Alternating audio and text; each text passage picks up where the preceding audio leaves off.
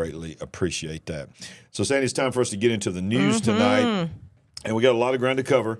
And so go ahead and start sending this out, getting people to join us tonight. Please do. Because this is where you're going to get news where you don't get it anywhere else. Well, so the bottom line is this, Sandy, there's still a war going on. I have to remind everybody all the time there's a war going on in Ukraine. And from what you're hearing on the regular media is not always the facts. Surprise, surprise. Right. There's some things that we need to update on the war. And I want to lead with this one. Russia's foreign minister just said the United States, openly said, the United States is directly at war with Russia as White House continues to pledge weapons to Ukraine.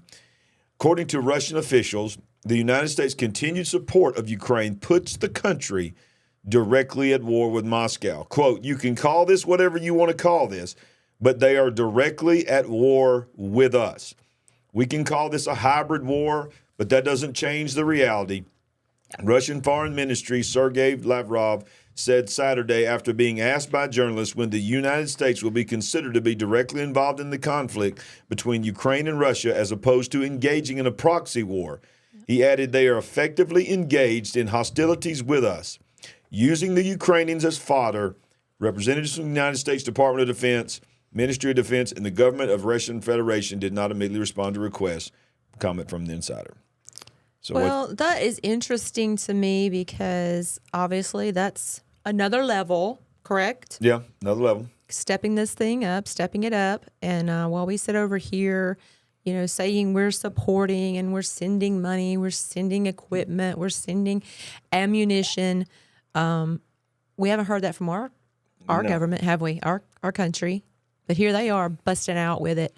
Well, I mean, obviously, we've heard repeatedly that we're sending money, we're sending ammunition, we're sending all that. They've never statement said he just made, we're at war with Russia. Right. But we've made that statement on this show because those that have a brain know that we are. Right. Okay, we've been at war.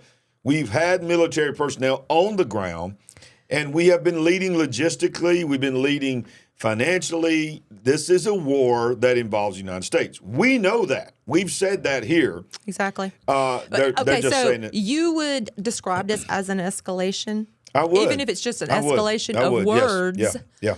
I mean, I'm wondering, are we on some kind of timed release where certain things get done at certain times? I don't know. Yeah. But it's weird times for sure. It is. Well, speaking of escalation, the United States Abrams tanks have now officially arrived in the Ukraine, according to Zelensky. Yeah. Ukrainian President Vladimir Zelensky on Monday said that his army had taken delivery of the U.S. Abrams battle tanks, boosting Kiev's forces in the slow-moving counteroffensive. Boy, it has been a slow-moving war for both sides. Remember, Russia said he's going to take care of this in 2 weeks. That didn't happen. That did not happen. And by the way, Repent or Perish beat you to the firing of this article. Oh, I saw him. He's trying to sneak that in on me. I started to say, I got this. No. But the first batch of Abrams tanks arrives in Ukraine on Saturday, according to the New York Times. There's a shot of them.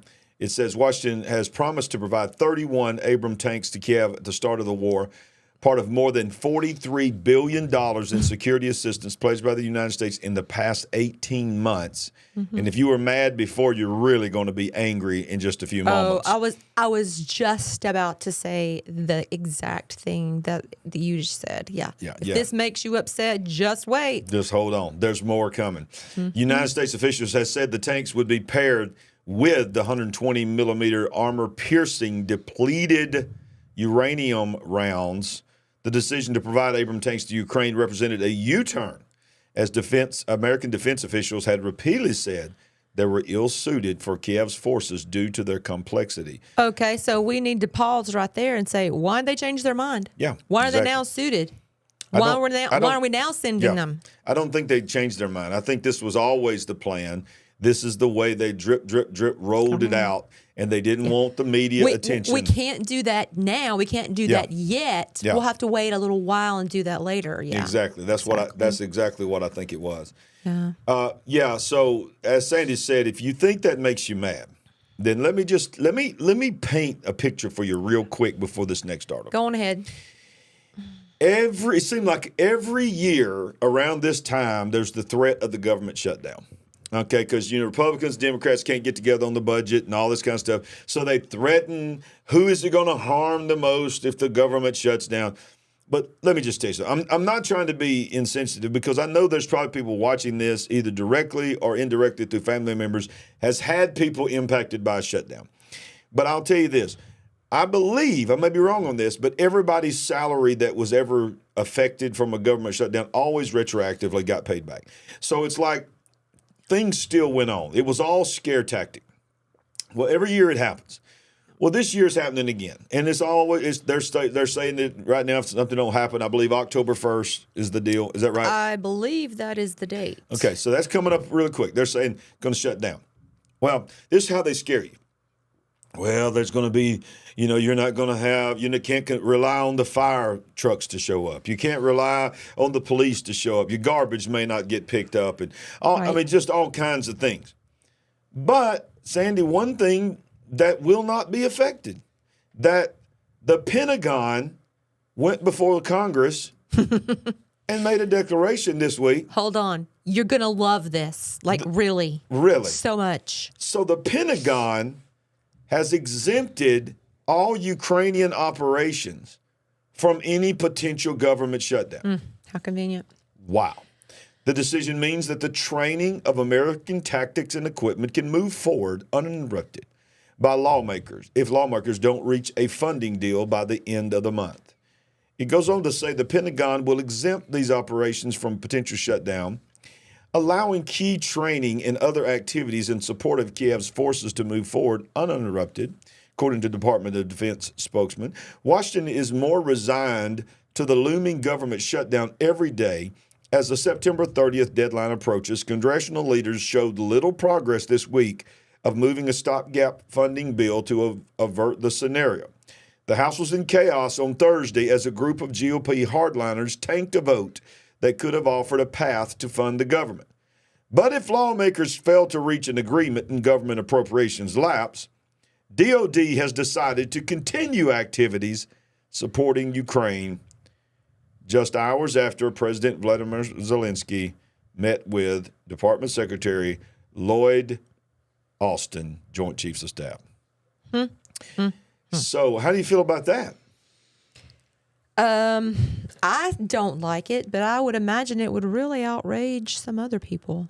So, yeah, Find it very, very upsetting. It's going to affect your banking system, going to affect all these different things, but it's not going to affect the war in Ukraine. There you go. Did you know that? I'd like to know if people in the live chat, in the comments below. I would love to know how many people have heard this already. Yeah, if you knew that your government is potentially going to shut down and they're going to inundate you with these scare tactics of all these things that's going to affect you and that you might not be able to get your check and government workers may not be able to get their check. Right. But the Ukrainian war, but hold up, because I know what I can almost hear it.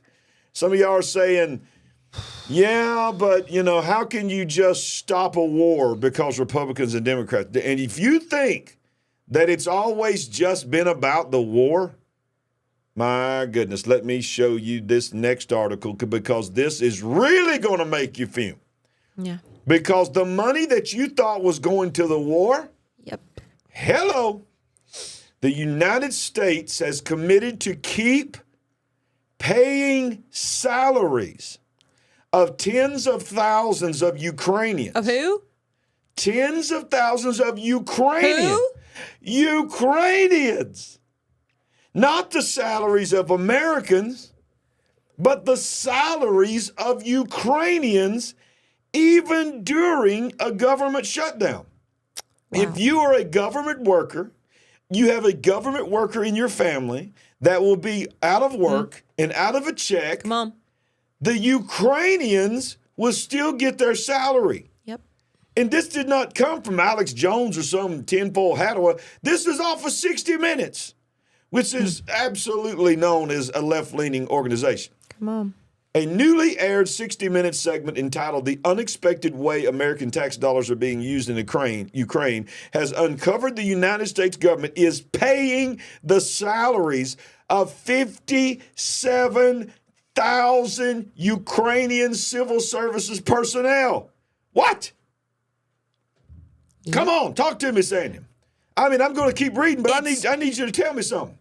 I don't even know what to say. And I'm sure people out there are just dumbfounded and just their jaws have hit the floor. Unbelievable. This is unbelievable. So it goes on and it will describe exactly who some of these people are. Yeah. What sectors they're in. It's civil servants, but 57,000 first responders and subsidizing small businesses. Yes. While we shut down small Yes. businesses and the WAH did away with small businesses and we have tax Yes. policies that are killing small businesses, we're propping up the small businesses of Ukraine. hello.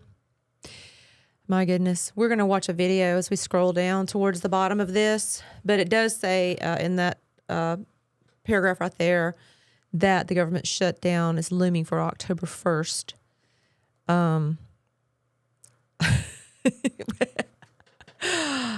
When in history would this have ever Never. been Never. suggested Never. or tolerated? Never.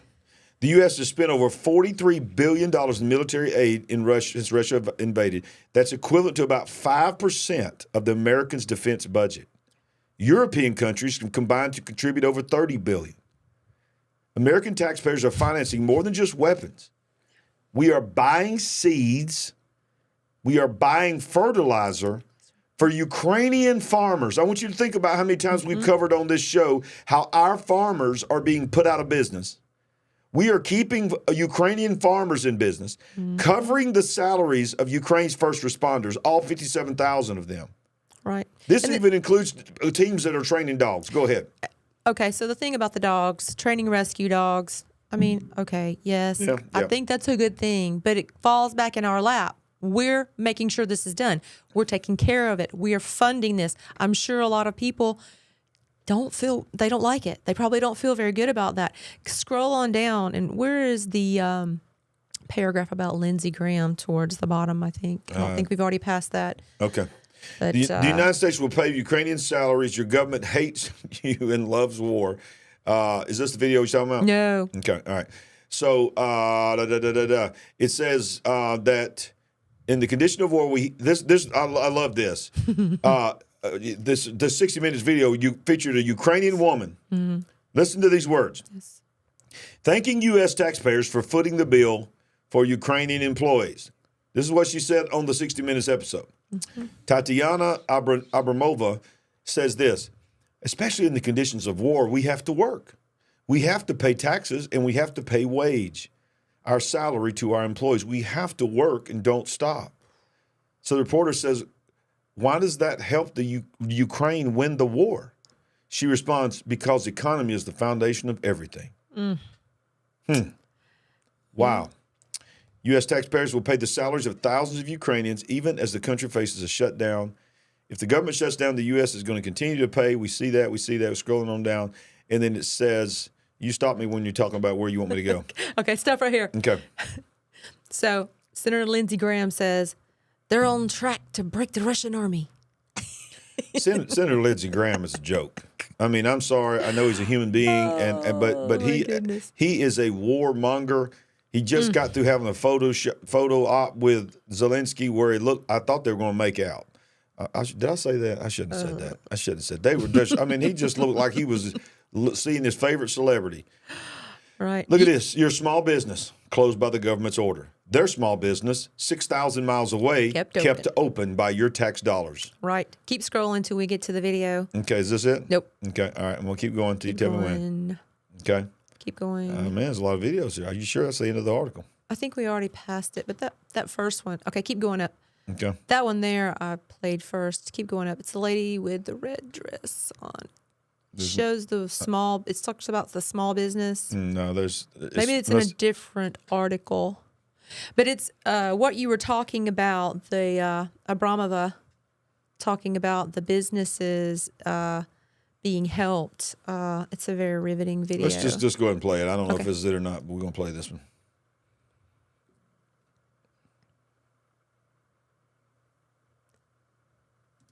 American taxpayers are financing more than just weapons. we discovered the U.S. Okay, that's it. Let's repeat. Okay. So it didn't show that part, but the blonde lady in the shop, man, if we could find that, that's... Yeah, well, It's very riveting in the sense of, okay, you feel what they're going through and what they're having to experience. Yeah. But then at the end, you realize, well, okay, you're funding this, and you did not even know. You didn't know. That's that the thing. you were funding this. You didn't know that. You They did not know ask her that. at the end, okay, well, how do you feel about the U.S. sending money and helping you continue to stay in business and keep this economy somewhat afloat? And she says, very grateful, Oh, I'm which sure. is a good response. Yeah. But then if we were able to allow everyone to see that, you would be seeing that for the first time, and you would be saying, oh, well, I didn't realize we were doing that. Exactly. And then that brings a flood of emotion. And when you look at that small business, I'm not speaking against those people that have a small business. We're pro small business, but that looked just like a shop on the side in one of our hometowns that I guarantee you many of them are out of business now, not just because of the whitewash shutdowns, because of the economy, the prices of inflation. But we're propping this up. When we were told this was for military, which I'm not even saying that we should be for that, but I'm saying we were told flat out this is military spending. This was not paying to pay first responders, which we are very pro first responders here, but not to prop up small business and all that. Look, you're in war. That's part of war. Your country's supposed to be able to take care of that. And by the way, I don't know if you knew this, but Zelensky has suspended the election. He said there cannot be an election during war. I did not know that. He suspended the election for his re-election and their election thing. They said it was too expensive. It would not be right to have an election in the midst of war. So listen. You are funding a quote unquote, and I got that in air quotes, democracy, which most people believe is especially at the higher ups of this government, is very corrupt. We see things that are happening that was under the table, even with the current administration that they're being accused of, and bribery and all this kind of stuff.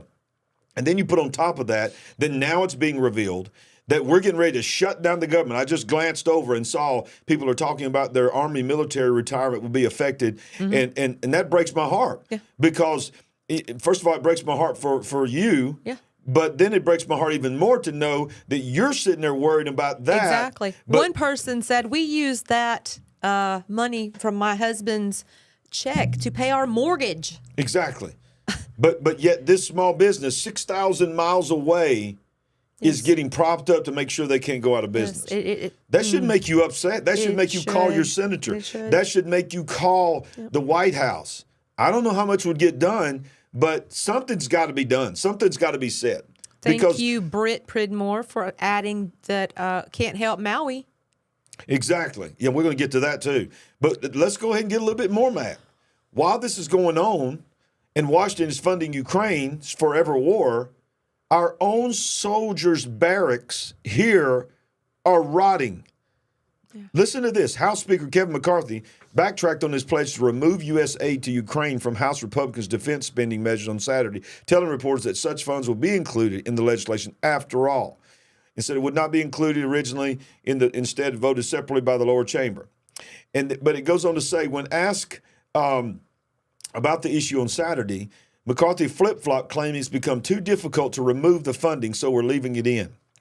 Well, this article goes on to say, according to military.com, the extensive analysis contains numerous examples of substandard conditions, including reports of bed bugs, roaches, which the outlet noted were a common issue at 6 of the bases.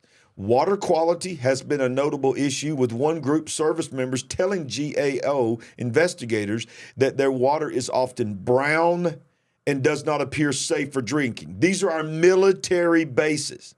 These are for men that we are counting on to defend us, to take care of us. The government accounting office. Listen to this. This is insane. It goes on to say, Sandy, broken windows, inoperable air conditioning units, lack security, inadequate waste disposal, and mold were also commonly cited problems. The GAO placed the blame for the aforementioned issues at the feet of the Department of Defense and specifically noted how the agency, quote, conducts inefficient oversight of its members' living conditions. This is unbelievable. While we are propping up the Ukrainian first responders, Ukrainian small businesses, paying people's salaries. I don't remember if we've touched on this before, but certainly we have heard, you and I have heard the stories that a lot of this money is being laundered. Yep. And some of it's coming back home. Absolutely. Sent to Ukraine and returning back. So it's outrageous. Exactly right, Leanne. It's outrageous. It's outrageous. Well, let's just continue the outrage. Let's continue the outrage. Hit after hit, Sandy. Look at this. They are so proud of themselves that they seized Putin's yacht. Look at that thing. I mean, that was Putin's yacht. It's probably one of his yachts. Hey, communism's pretty good for some folks. I think it's bad for most folks, but if you're at the top, man, that's what communism's all about. But look here, taxpayers are stuck paying the bills for the Russian oligarchs' seized yachts and mansions. Assets taken from sanctioned Russian billionaires are costly to maintain as legal hurdles hold up sales. $28,000 a week just to keep mold out of one yacht. The Alpha Nero? Alpha Nero. What? I mean, come on, you can preach right there on that. Alpha Nero. Let's think about Nero. 24 armed, let's watch this. Antigua and Barbuda. Barbuda? Not Barbuba. Barbuda. Let's see.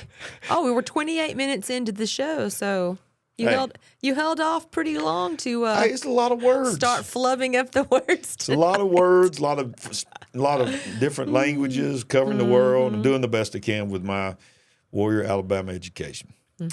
24 armed police and 5 FBI agents fanned out across the harbor early one morning last year. They raided the Alpha Nero, a 270-foot mega yacht believed to be owned by Andrei, a Russian phosphates magnate. Grigorievich. You are so good at this. No, we were lucky that time. The magnate sanctioned by the U.S. for the links to President Vladimir Putin. Ever since the $120 million yacht, nearly the length of a football field, is outfitted with an infinity pool that transforms into a dance floor, has sat idle in the harbor. And it says it had become a nightmare for this tiny country of $93,000. Taxpayers, our cash-strapped nations, are currently paying $28,000 to just keep mold out of this boat. A week. A week. 28. What's this? $2,000 a day in diesel fuel to keep the air conditioner running. Because if it turns off, mold will spread throughout the vessel within 48 hours. What is this thing made of? This is unbelievable. Wow. All we're doing is just showing you the ridiculousness of this war and how the world has had to respond and spend trillions of dollars. If you add up the money that's gone to the war, if you add up, the other things like this, nobody even talks about that countries are maintaining things that were seized. We're in the trillions. What in the world? Oh, my goodness. What is Watchwoman of the Dragon talking about? The sky is unbelievable. I have no idea. Can you elaborate on that? You've got me curious now. Okay. All right. Awesome. All right. Hi, Carl Carmen. Great to have you tonight. All right. Good to see y'all.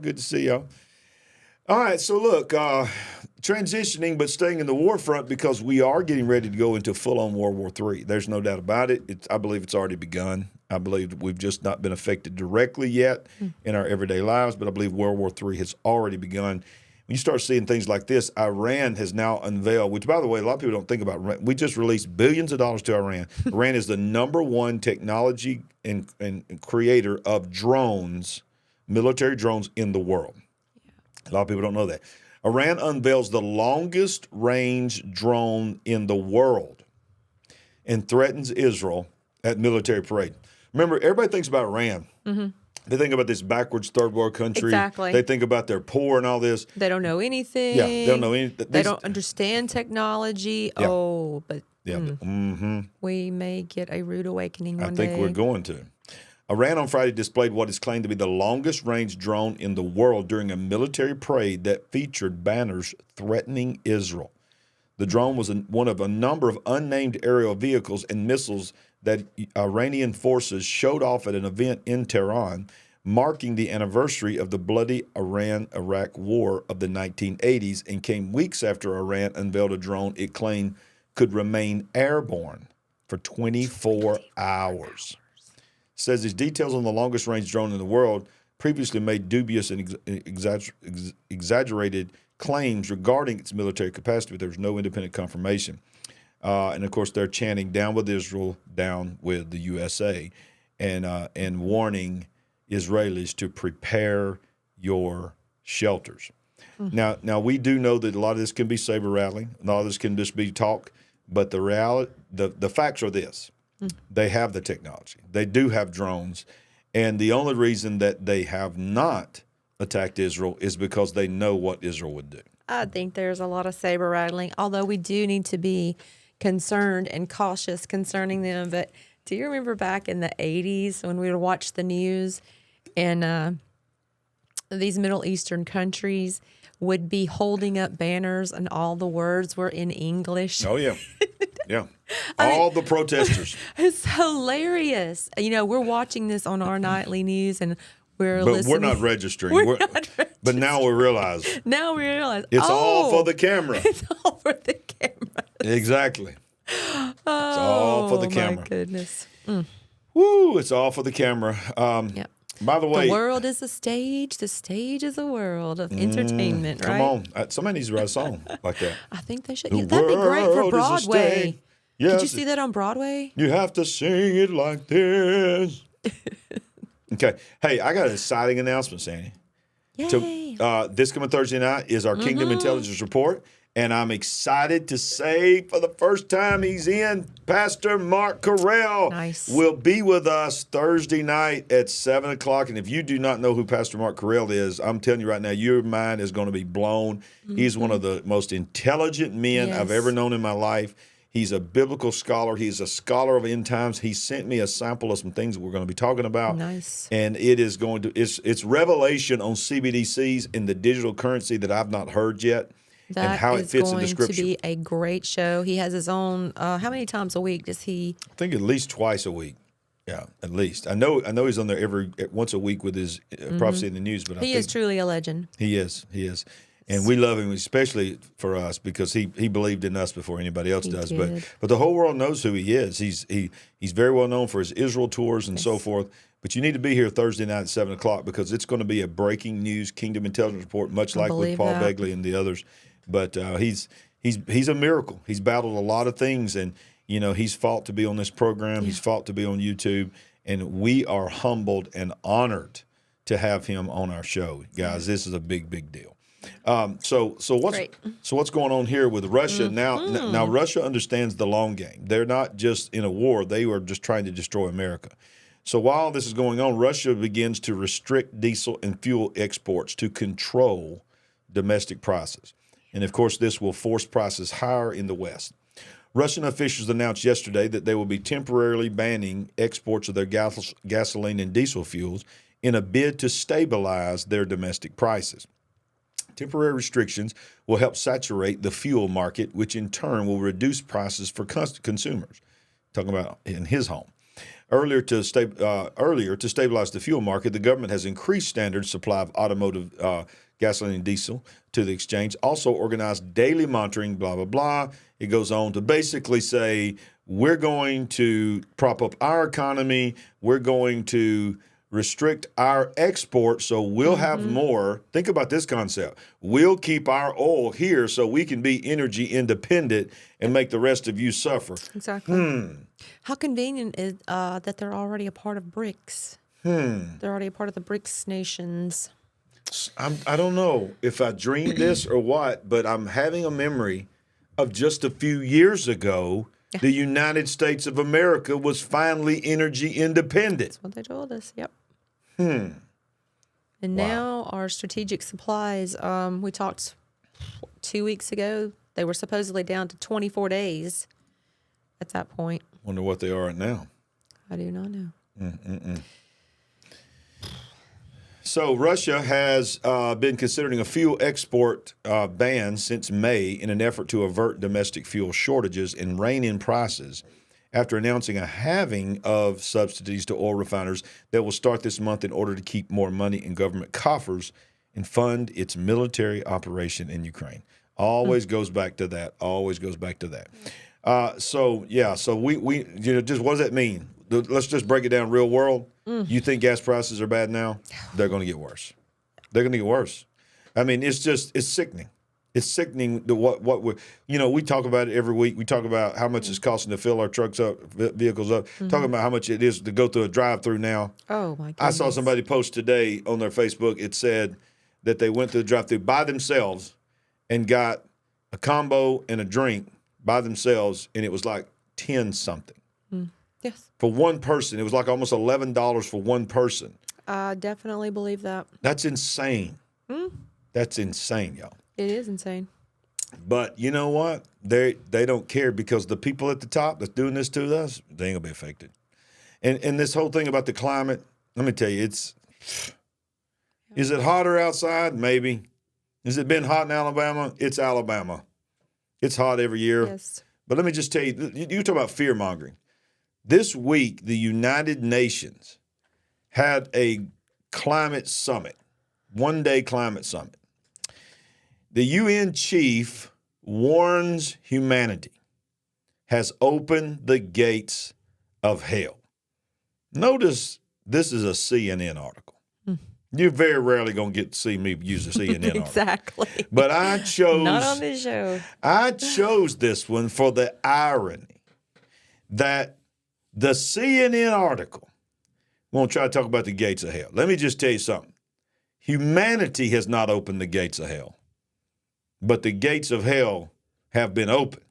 But if I could preach a little bit right here, Jesus said, and upon this rock I'll build my church, and the gates of hell shall not prevail against it. Come on. All right. United Nations chief warns humanity has opened the gates of hell as he convenes world leaders in a climate summit. Look at all those talking heads, so full of themselves, think they would run the world. United Nations Secretary General Antonio Guterres issued a stark warning as he gathered world leaders for a high-level summit on the climate crisis. Humanity has opened the gates of hell. Horrendous heat is having horrendous effects. Distraught farmers watching crops carried away by floods. Sweltering temperatures spawning disease. He said in a speech to open the Climate Ambition Summit happening alongside the UN General Assembly in New York. Climate action is dwarfed by the scale of the challenge, warning that if nothing happens, we are headed towards a dangerous and unstable world. It's devastating floods and fires intended to build global momentum towards slashing planet heating pollution ahead of the UN COP28 Climate Summit in Dubai. And who's to blame for all of this? America. All these other countries are exempt. Wednesday's summit is unusual due to Guterres' decision to restrict the speaker list. Watch this. To restrict the speaker list to countries he deemed to have clear and effective climate plans, and those prepared to send a high-level leader to speak. Yeah. Let me translate that for you. Yeah. Restrict the speaker list to those who will speak the narrative. Exactly. They got the memo. They're in. Yep. That's what it always comes down to. Well, one day conference. I didn't hear anything about that until this story. Me neither. I wonder how many people knew anything that was going on. Exactly. And, of course, it goes on in the article. You'll see Agenda 2030. You'll see all that. I mean, it's what it's all about. It's what it's all about, Right. y'all. It's More green gospel. It is. But you know what? If you get a car, if you get a battery car, then you're going to save the world. But wait a minute. EV Battery Factory says it will require so much energy to create the batteries for the cars. They need somebody to build a new coal plant to power it. This is not made up. This sounds like a Saturday Night Live. It sounds spoof like or Babylon something. Bee is what it sounds like, but it's not. It does sound like Babylon Bee. No, this is the cost of being green, right? Exactly. A $4 billion Panasonic electric vehicle factory in DeSoto, Kansas, will help satisfy the Biden administration's efforts to get everyone into an EV. It also will extend the life of a coal-fired power plant. Panasonic broke ground on the facility last year. The Japanese company was slated to receive $6.8 billion from the Inflation Reduction Act. By the way, if you believe that the Inflation Reduction Act had anything to do with reducing inflation, you have lost your mind. There was not one single thing in it to reduce inflation. It was a Green Deal. That's all it was, which has been pouring billions into electric vehicles and battery factories as part of its effort to transition America away from fossil fuels. Ask yourself, seriously, whether you are pro-EV cars, if you are pro-climate change or not, does this have anything to do with inflation reduction? So it goes on to say, the Kansas City Star reports that the factory will require between 200 and 250 megawatts of electricity to produce batteries. That's roughly the amount of power needed for a small city. To produce batteries for cars that will need electricity to charge them. That deserves some fireworks. Yeah. Nice. Mm-hmm. Listen, did you hear, Sandy, what she just said? Because it requires the power sufficient of the size of a small city to make them, to put them in a car that then has to be charged every night from something, and there's not enough windmills and solar panels in any way, shape, or form to charge all the cars if everything went to EV cars. Does this not tell you, big picture, that when Klaus Schwab said you'll own nothing and be happy, this is what he meant. And part of what you'll own nothing is you will not own a car. Yep. How many car companies are going to electric vehicles only? They've already told us by, no later than 2030, maybe 2035, they'll be complete EVs. I don't even understand that. I don't understand that. And who can afford them at that point? They're already ridiculously priced. And we never got to the point that they can catch fire, explode, and burn under certain conditions. And you can't get the fire out. It takes so much water if you're even able to get it out with water. They just have to burn themselves out most of the time. I don't know if you saw it on the news. That actually happened this week. Yes, I did. A car caught on fire sitting in the garage or outside and burnt the house to the ground. Burnt the house to the ground. Just a car. Just sitting there. The battery exploded. Yep. Burnt the house to the ground. Yep. And you wonder what triggers it. Are there frequencies that cause it to malfunction? It gets too hot. It explodes. Who knows? Yeah, exactly. It's a bad scene. And I don't have an article on this, but just before I came in here, I don't know if you heard about this, but in Austin, Texas today, or last night, this week, there was a 35-car jam of all self-driving battery vehicles. Ooh. One got stopped by a pylon in the road, and the next one stopped behind it. This is this system that Austin, which is a very liberal city, is promoting. Everybody take these driverless cars that are all 100% battery, and they did not know how to turn around. Oh. And it had regular cars backed up, blowing their horns and all this. There's no drivers in the car. And it's like you're honking their horns at this car to move, and there's no one in the front seat, and the batteries are being drained. And some guy that's filming it, he's like, "There's nobody to scream at." Exactly. He goes, he's videoing. He goes, what are we going to do when the batteries die? How are we going to move them? And I thought, Oh, can you say that's a great point. Can you say first world problem?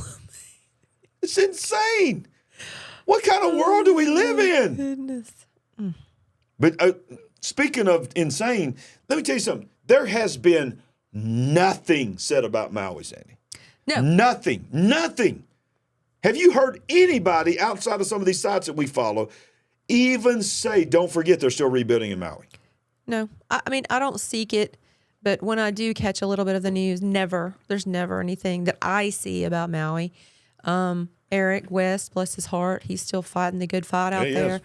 But you can see the frustration in his face and hear it in his voice, right? Well, he's even backed off on some of his videos because he's trying to concentrate on his family. He's trying to rebuild his own home because they tried to destroy his way of they have provision. But the things that he does put out there, even if it's just in posting the phrasing of the words, you can pick up on the frustration. Oh, yeah. Yeah, he's wore out. But I will say this. He's not giving up. And I want to show you. I want to show you this little short. And this was just published 18 hours ago. So when I saw that, I was like so proud that he's still fighting the good fight, as you said. Listen to this. I want you to hear. This is the world that he's still living in. This is the world that our government says we got this. And the governor of Hawaii, all he wants to talk about is the climate. That's it. He don't want to talk about the fires. He 100% says this is a climate emergency that made this happen. Climate. Mm-hmm. Now, before I fire this video, I got to say something. Okay. Here we go. So, I have watched probably 25 or 30 videos of people escaping the fire. Right. Filming with their phone. In their cars with the fire. Yeah. I have made a point to watch those videos intently and try to zoom in on the actual fires that's on the sides of the road where they're driving. Because their videos about them panicking, you just see the fires a little bit. Mm-hmm. Okay, where are we going with this? I have not, and I'm not saying that I'm right on this, but I can say this. I have not seen one video yet of people escaping that fire where the fires even looked as intense as a fire that I've seen happen in Alabama. They were burning. Was it mostly smoke you were seeing? It was smoke, and there was a little bit of flames on the side of the road. And I'm telling myself, in a matter of minutes to hours from all of these videos that I've seen, cars are going to be melted. Homes are going to be melted to where there's not even a washer or a dryer or an appliance or an air conditioning unit.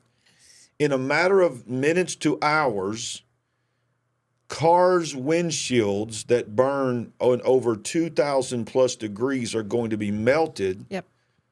Streams of aluminum are going to be running down the streets. Liquid. They call it liquid. And you're right. Glass melting at 2,400 degrees, I believe. Of which the pavement is not even melted. Nope. The trees are not burned. And I'm telling myself when I'm watching these videos, because there's true fear in these videos. These people are really running for their lives, and it breaks your heart. Yes. And I'm trying not to look past that because the video is about the people. But I'm trying to look at these fires, and I'm trying to imagine how much longer after this video, and they got out, did what we see now happen? Because I've not seen a fire yet that just was, I mean, they talk about the wind. Mm-hmm. It looked like a pretty decent storm coming in our backyard. I've not seen trees bending over. I've not seen any video where the wind was that intense. Yep. So what in the world happened? A lot of questions. Obviously, everyone's talking about the DEWs, the directed energy weapons. I believe there was a lot of technological components to this fire. I think many people have part of the story, a piece of the puzzle, but I don't think any of us know exactly what happened. More than likely, there were multiple components and parts to this fire. The thing that just really shakes me is the people far out into the water, and even more so boats that were, hundreds and hundreds of feet offshore that were catching fire and burning in the water. Yeah, and burning in the water. And I'm sorry, embers and things flying off that catches things on fire, it doesn't burn an entire ship down in a typical forest fire. This was not a typical forest fire. No. But what you just said, I want to just say this before we play this video from Eric West is, and he points it out, you still cannot video. No. You still cannot fly a drone over. You still cannot go in. He says in his video, I still cannot go in to the burn zone and interview anyone. Yeah, no one is still permitted in. That's very odd. I didn't see this entire video. Will he say anything about the children? I don't think he does on this one. Because there's still the great question about where are the Nobody's children? answered it. Even the governor of the state of Hawaii would not answer it. He's terrible. He is a joke. Terrible. He is a joke. Yeah. All right, so let's watch this here. This is a little short video. It's less than 1 minute. And this is from Eric West. This was 18 hours ago at the time of this recording. This is one place where you are allowed to stop and look over Lahaina town and pay your respects. Still no drones, still no access, no media. Why can't we go talk to the people that survived the fire and interview them and talk to them? Where's the transparency? It's all you see on the roads, man, just plenty. What's this? Plenty of these buggers right here. You said the cops are everywhere. He's had his own bad personal experience with those guys, right? Fire's out, right? Yeah. Why do we need all these law enforcement? Good point. Why? Yeah. The fire's out. Why do we need all these law enforcement running up and down our roads more than because these are not just Hawaiian troops or policemen. They have brought in people from out of state in unmarked, just regular cars and put things on top of them. That was one of them, the sirens and lights. And so they've doubled or tripled their police force in this little town of Lahaina. Is that right? Lahaina? And why? Enforcement people everywhere. Doesn't make any sense. The cars can't be melted and the trees are still standing. Palm trees are one of the most flammable. The metal burns and the trees don't. Natural disaster, forest fire, brush fire. Look at the trees, guys. All the pieces are coming together. It's the only way we're gonna get justice, if you guys wake up.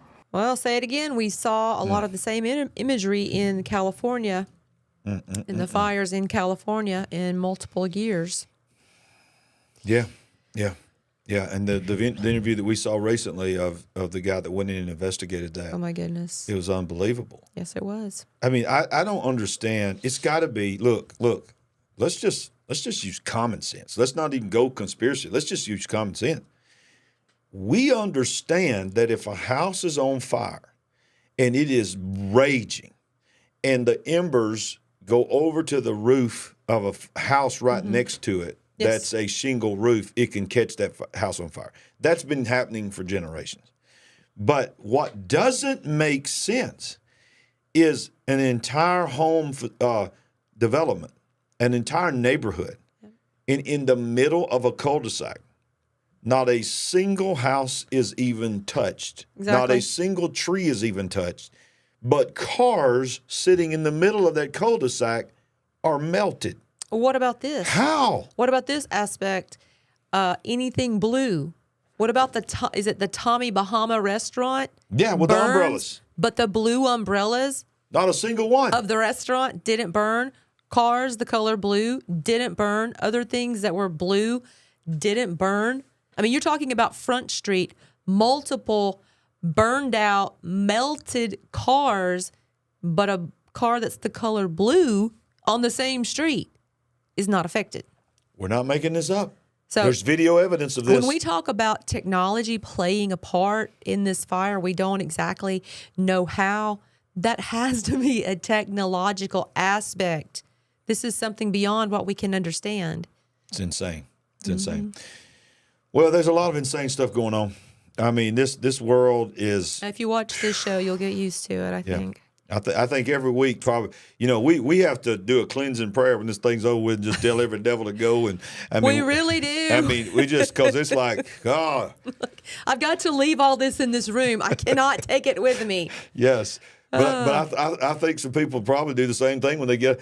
We've had people tell us, man, we love your show, but we can only take it in increments. We get it. Yeah, we get it. People it. say we'll watch like 45 minutes, another 45 minutes, a couple days later. We can't handle all that stuff. Well, I tell people I understand. I almost left myself one night during the show. And I'm not kidding. She's not kidding. She's not kidding. I remember that night very well because I could feel it. I was like, I could feel, okay, I'm about to lose my co-host. I need to wind this thing down. Okay, so speaking of craziness, about 93% of all, listen to this number, about 93% of all of global central banks are exploring digital currencies that will boost the de-dollarization, according to an IMF staff reports. He goes on to say a vast majority of global central banks are exploring the scope of issuing their own digital currencies, and it's a trend that will eventually aid the international campaign to shift away from the dollar. We talked about it on the big picture a lot. The world is turning their back on the dollar. Yep.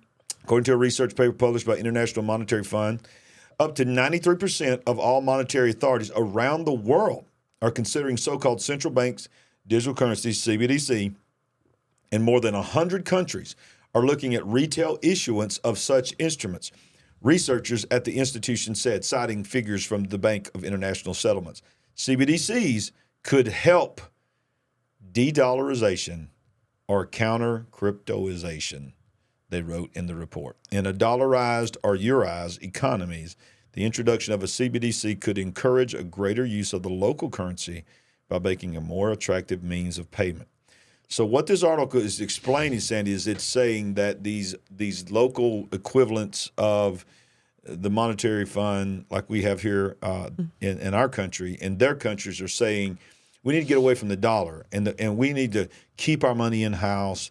And the best way to do it is you need to be in favor of our country creating our own CBDC, and we'll exchange with our own currency here, and we won't have to deal with that old nasty dollar.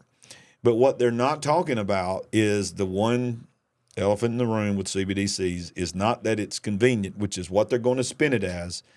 It's programmable. There you go. You talk about that week after week after week.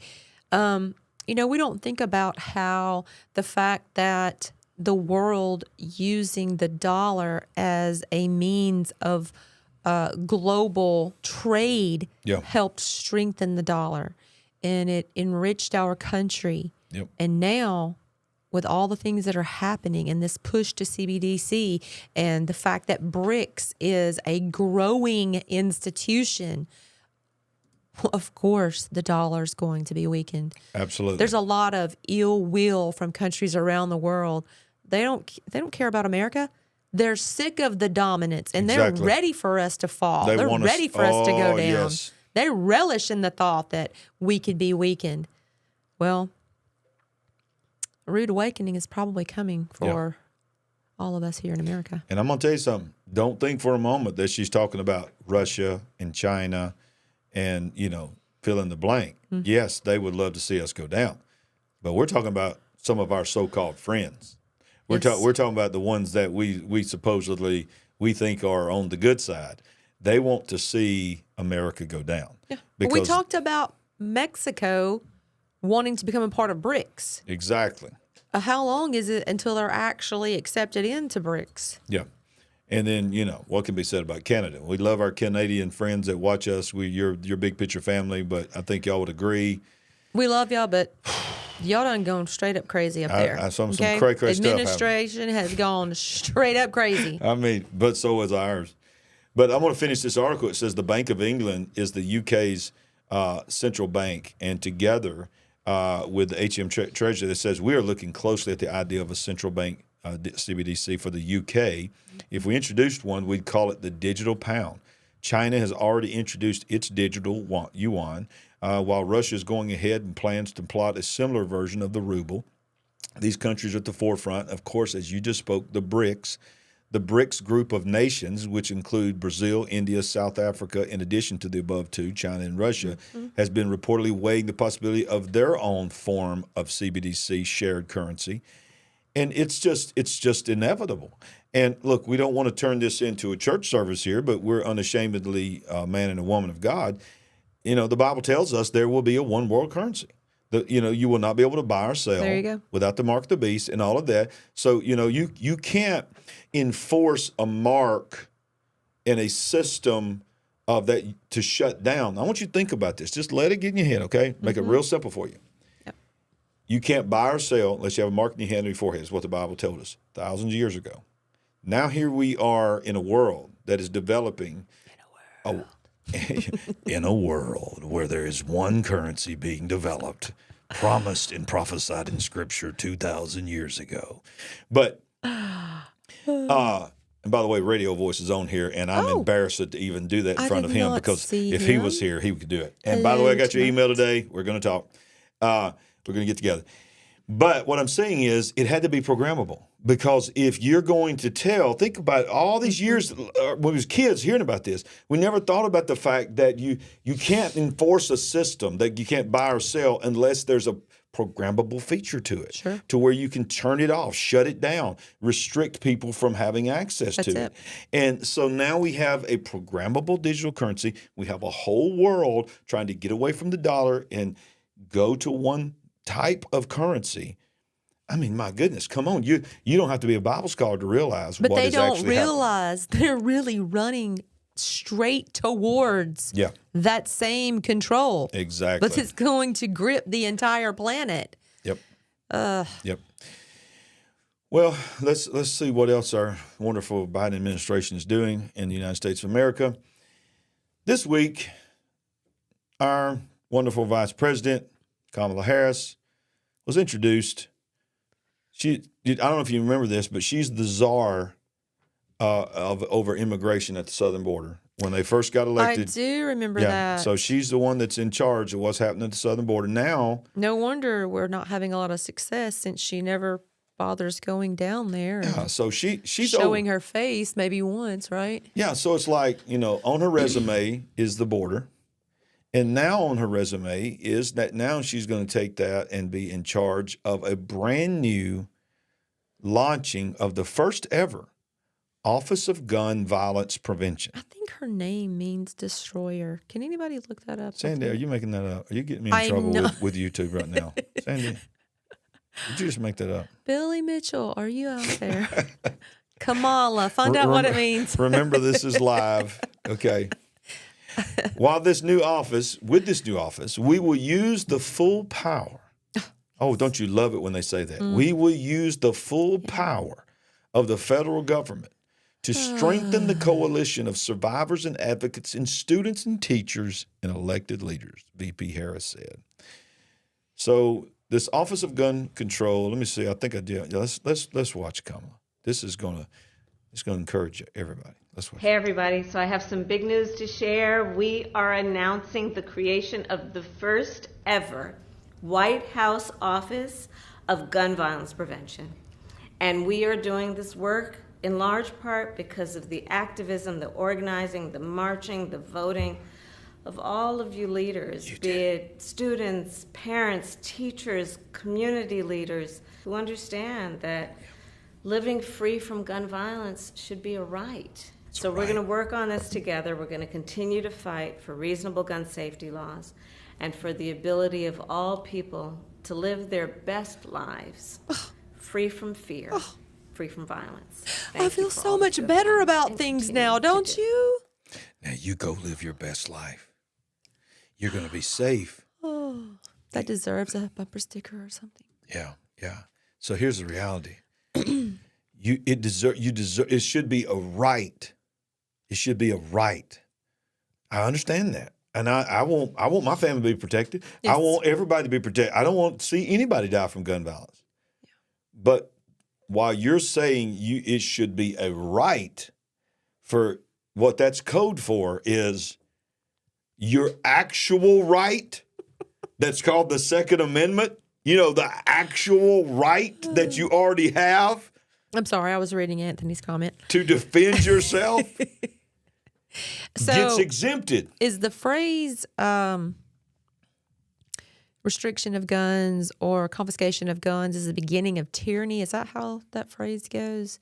Yeah, well, look, here's the thing. I'm sick and tired of hearing people say that the Second Amendment gave us right to go hunting. No. That is not what it's about. And I know I got to parse my words here because I'll get in trouble, but it was to protect us from, let's just say, an entity that's known for trying to come and take your rights. Yep. That's why it was there. Exactly. I love that little funny meme where it says, hey, we got the freedom of speech and the freedom of religion was the first thing we wrote. And the second thing we wrote was if you're going to have the first one, you better get a gun. You better Exactly. How am I supposed to say those words? You know what? You can't even say that. You can't say, it will get you flagged if you say the word. Yes. We'll try to be more careful. But the founding fathers, they had some wisdom, right? Yeah. They were trying to help us out. It was almost like, It's almost like they were awake. well, it was almost like they this were. coffee. Hey, Yum. what a segue. Mm-hmm. Awake. Thank you, Not- Marlon. Yes. So good. It was almost like they were inspired by someone who actually knows the future because he is the future. Hello. It's called the Alpha and the Omega, Come on. the A and the Z. Now, let me just say this, and I don't know how this is going to affect me here on this wonderful YT platform, because at the same time as we're on YT, we are on Rumble. Yes, we are. If you don't follow us on Rumble, go to rumble.com/Larry Ragland. You're especially going to want to do that on this next article because I did a show, and you can go back and find this show. It's very easy to find. Look for Russell Brand's face. Okay, I am by no means endorsing Russell Brand in any way, shape, or form. That's not what this video is about. Thank you for stressing Yeah, that. I want to make that very clear. I'm not endorsing. By the way, I'm certainly not endorsing anything that's going on right now. I don't even endorse him, period. Okay? But the reason I did the show is because of what happened to him. He was immediately deplatformed. He was immediately demonetized because of an accusation. Now, there may be proof that that accusation is 100% true. And if it is true, he needs to suffer for the consequences of his actions. But the bottom line is this. It's just an accusation of something that happened at this point, of something that happened over 20-something years ago. Well, immediately, this platform, as well as other platforms, snatched him and removed him. Well, it's interesting. No one wanted to snatch and remove him while he was a liberal, bleeding, socialist, liberal, pro everything that they're pro. But when he started speaking out against the wah-wah and the big industry that produces the wah-wah and started speaking out against the Ukrainian war and the war machine and started having guests on the show that was questioning the narrative, he became an enemy of the narrative. So here's what happened. Here's what I want to show you, is that he was demonetized and deplatformed here. He still has his show here, but he just can't make any money here. And when you go watch his show here now, he'll tell you, go over to Rumble. And he says, because they've made the commitment to let me say what my First Amendment gives me the right to say. Well, interesting news came out today. This is from the author Glenn Greenwald. The United Kingdom Press Corps is arguing that Rumble should be banned from the country of England. The reason that the video streaming platform Rumble exists at all is because YT was so anxious to censor conservative viewpoints. And now the UK press is making noise about banning Rumble. Why? Because Russell Brand, who has been accused, and you can see what he's been accused of, has moved his videos over to Rumble, their monetization is a little different, but he's being monetized there. And the CEO of Rumble received a letter from no less than Parliament itself, the United Kingdom Parliament, expressing its concerns that Brand is profiting off of the platform. Rumble told them what they could do with it. But the UK, armed with its just passed online safety bill, has its eyes on Rumble. Not only is the corporate media, like the AP, predictably running hit pieces on Rumble for its crime of not obeying censorship orders of the neoliberal establishment, but British media outlets are explicitly threatening that Rumble will be banned from the UK under its repressive new law. Now, just today, breaking right before I came in here, several advertisers have already pulled out and off of Rumble. Oh my. On their own. They have said, we will no longer run ads on Rumble because Russell Brand is there. I want to say one more time, I do not know how long we will survive here. I do not know how long preaching will survive on streaming platforms. I do not know how long anything of a voice like this will survive. Yes. But as long as we can, we're going to do what we do. Yep. Repression, repressive attitudes and actions. So you need to follow us on Rumble. And I'm hoping that Rumble survives. Yes. But, it's very different. It's a very different platform. Rumble, if you're listening, and I know you watch our show, CEO of Rumble. I know you watch it. I know you know all about the big picture. And if somebody gets a word to the CEO of Rumble, I'm going to say to Rumble, Rumble, you have a golden opportunity right now. Make it easier for us. It's not easy. That's all I'm going to say. But follow us over there, and we're doing the best we can to grow our Rumble audience. Sandy, any comments on what's happening with Rumble and what's happening with the attack on free speech? Every week, it's just more and more and more. People have to start waking up and realizing what is going on. Attempts to silence and, being successful at silencing some of these voices.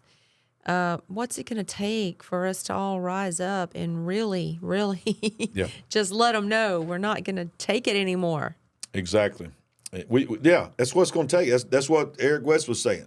The only thing that's going to bring transparency to Maui is it's the people. It's not going to be the government. It's not going to be the media. No. It's not going to be the mainstream media. It's going to be the people rising up, making videos with their phones as long as you can use your phones. Exactly. I mean, think about it in China when the last uprising was happening in China and even in Iran, and they blocked the internet. I mean, they blocked the cell phone usage. They knocked everybody's cell phone usage out. They could not stream videos and all of this to tell people where to meet to protest. So they started using their iPhones to airdrop messages to each other, secret messages, secret pictures and stuff. And Apple agreed at China and Iran's request to disable airdrop on the iPhones in those countries. Right. So they couldn't share information. That's a big part of the problem when so few corporations own all the news associations, all the news channels, all the news outlets. When you have these powerful companies that own and control these, your cell phone, all of these outlets, they can shut a lot of this down. Yes. And that's a huge part of the problem. That few people should not have that much control. Let's further dig into this right here on the EU and the UK of what they're doing.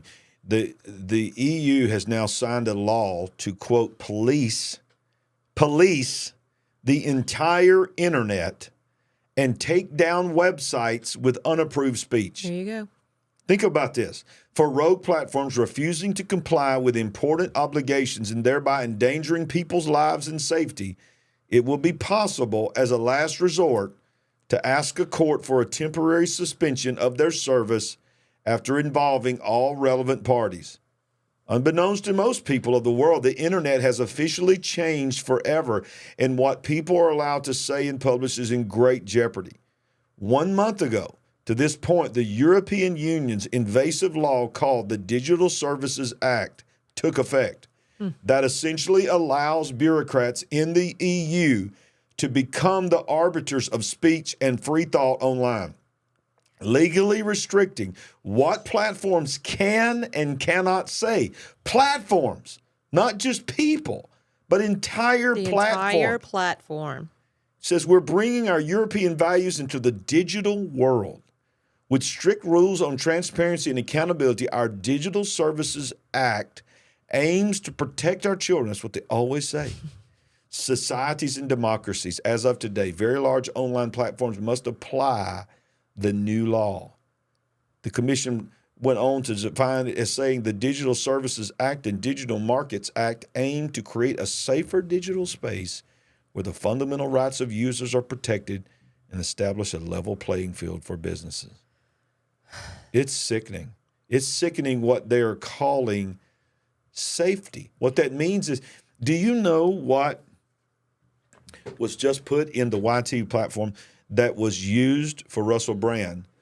It's literally here, y'all. It's not coming. It's in the agreement that I had to agree to. And that is this. They reserve the right to remove, restrict, and demonetize a channel if something happens off the platform in your regular life that they deem to be not appropriate, or the language says causes an employee of our company to feel unsafe. Please, YouTube, don't kick me off. I want to stay here, but that's a little ridiculous. We got to call the ridiculous out. My goodness. Do they not have comfort pets for those people that are troubled at work? I mean, That's what you need to do, Google. Just give comfort pets. They'll be okay. Can I tell you something? That offer some lattes and psychotropic, what did you just say? Psychotropic. some drugs at work to help calm the people down. Okay. Thought you said psychotropic. Moving on. Listen, yeah, let's move on. Let's move on. I will say this though. We get flagged all the time, Yes. and I've appealed them, and it's the computer that flags us. The computer automatically runs all this through. Everything we're saying is going through a computer right now. And if they hear something, the computer hears a catchword, boom, flags it.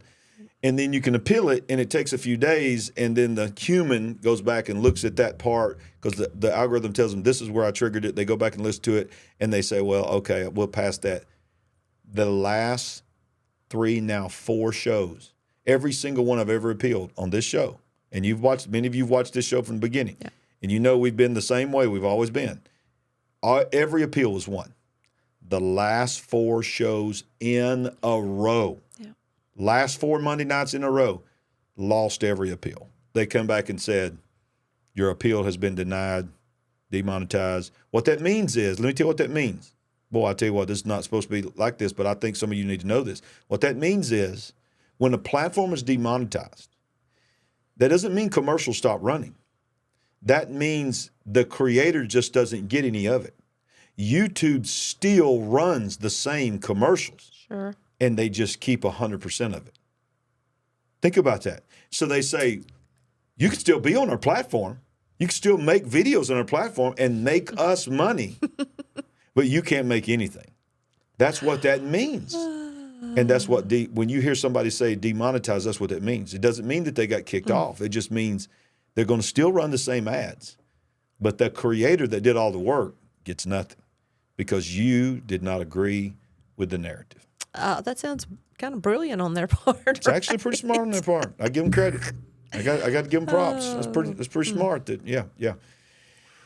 Well, if we not get flagged already, let's just go ahead and get flagged tonight. Okay, so the CDC refuses to release the latest data on post-WAH heart failure. Wow. The U.S., we got to be real careful on this one. We do. The U.S. Centers of Disease Control and Prevention, CDC, is refusing to release the latest data related to heart failure recorded in patients who had recently received WAH.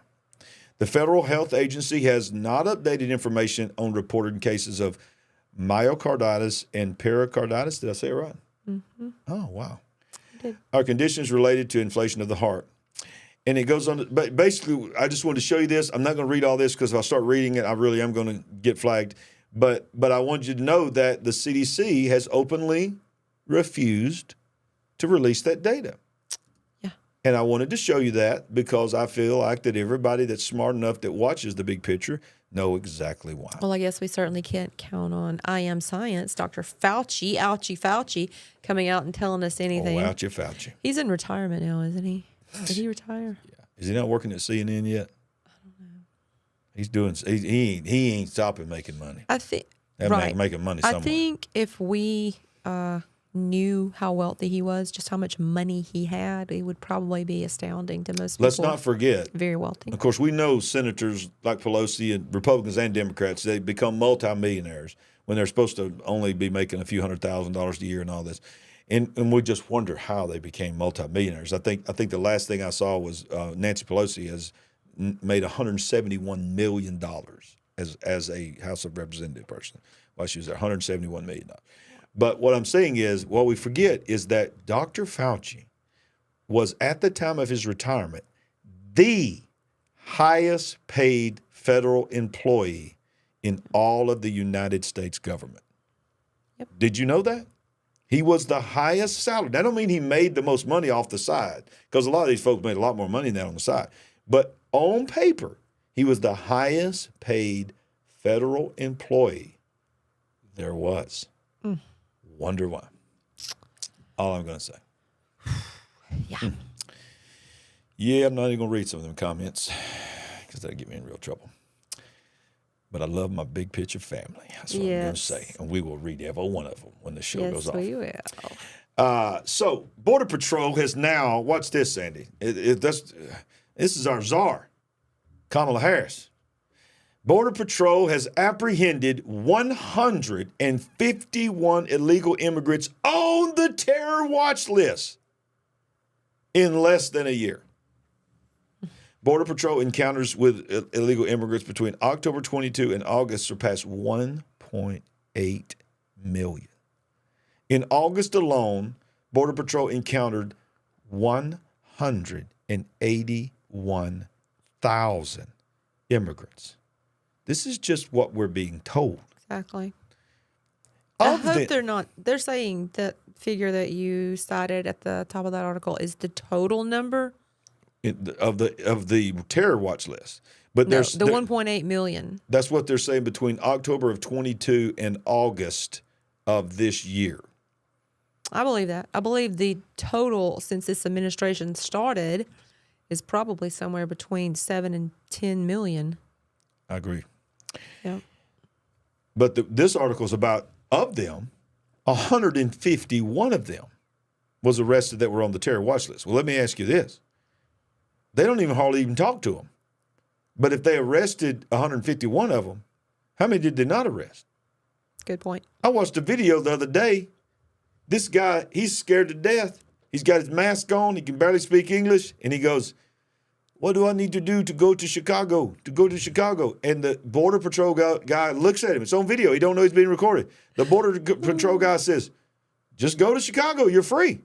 And he goes, but what do I have to sign? What do I have to do to go to Chicago? I want to go to Chicago. He goes, listen, man, you are free. He's talking about there's an illegal. You're a free man.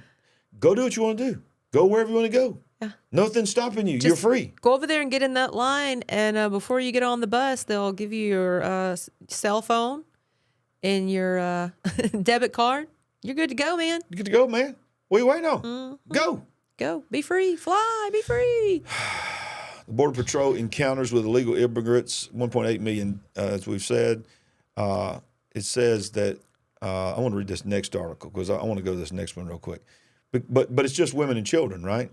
Now, this is the EU, okay, but it's a global problem. Right. I promise you, if this is the EU, it's the same way. Probably. Is this the boat to Italy? I think so. Okay, it says, but just only 8% of illegal immigrants coming into the EU are actually women. Are we not being told continuously these are poor women and children? Women represent a tiny minority of illegal immigrants smuggled into the European Union last year. It says just 26,446 of the 331,553 illegal immigrants were women, with the rest registered as men or not available by the agency, dispelling the myth often reported by the mainstream media that those are arriving are high numbers of desperate women and children. We show you this week after week after week on this show. These are military-aged, fighting-aged men. Now listen to me. This is not a racial statement. This is a factual statement. Of every race, of every skin color, of every nationality, they are not just Mexican, they are not just Guatemalan, they are not just Venezuelan. This is what I'm hearing. They are coming from all over Africa. They're I coming heard from all over at least Asia. 140 different countries Yes. from around the world. The question that nobody's asking is, how are these poor people from third world countries, is what we're being told they are, getting to Mexico and to our border from almost every continent in the world, except probably Antarctica, are coming and understanding all you got to do is get to Texas, Nevada, or New Mexico, and a little portion of California, and you're free. And the Border Patrol agents are saying, listen to me, man. There ain't nothing stopping you from doing what you want to do. He said, you are a free man. Go to Chicago.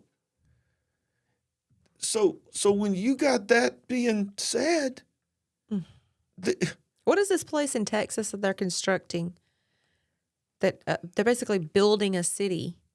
I don't know how far from the border it is, to house and take care of a lot of these immigrants. I don't know. I hadn't heard of that. I can't remember the name of it. If someone out there knows what I'm talking about, yeah. But what about these sanctuary cities? Do you not think it's?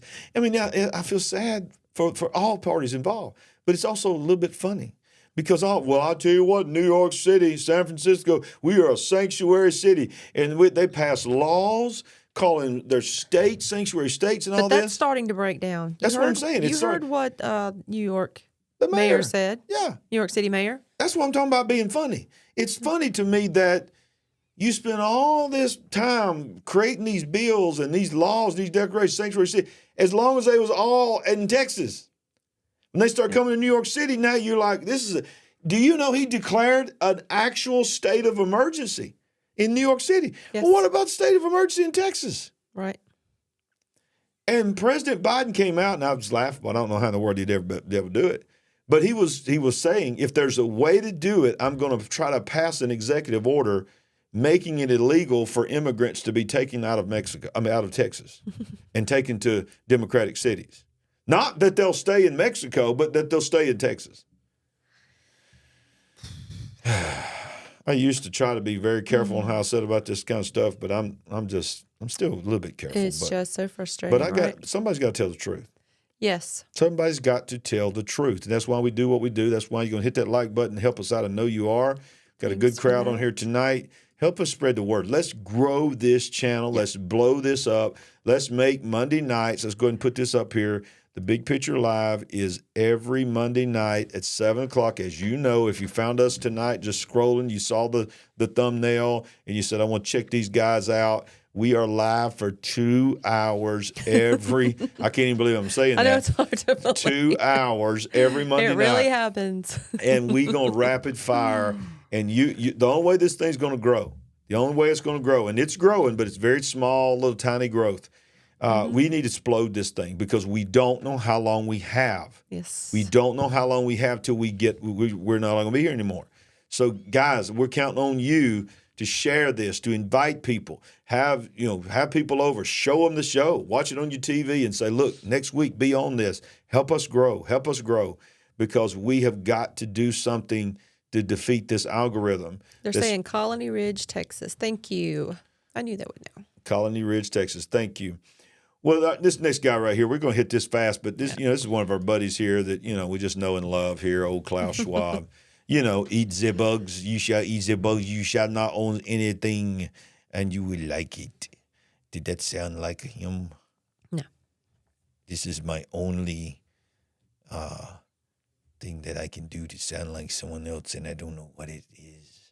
but it's all every person I try to sound They're like. all the same. They're all the same. Doesn't matter But if you're Chinese, Hispanic. Yes, it doesn't matter. It sounds If like you're from the this. Middle East, it's all the same. It's like a mixture of. Oh, I sensed something coming out of that. It sounded like French. It's like a French, like a that's a mode. Yeah, give me some. I started saying, give me some pizza, but that's Italian. It's not French. Klaus Schwab admits Agenda 2030 is failing. What? It don't look like it's failing to me. As millions rise up against the wah, wah, wah. Wah, wah, wah. Of course, Schwab tried to frame this as a positive development for the people of the world. In his psychopathic mind, we need blah, blah, blah, blah. This is all commentary. But I wanted to get down to one particular part where these are articles. It says the globalist elite are now more dangerous than ever. They are cornered like rats, willing to do anything they can to defeat, they can see defeat on the horizon. And all of those who called for the wah, wah, wah are now running scared. Even Pope Francis called for it after the wah, wah. I got a wah, wah everything in this article. The wah, he called for the wah, wah after the wah, wah. But do you remember when Bush Daddy talked about the new world that's coming? 1,000 points of light. 1,000 points of light. We are seeing it happen right before our eyes. We are. I mean, so that was really quite a long time ago. What did he know way back then? What did he know? Yep. Did he know the plan that we are seeing and living today? I think he did.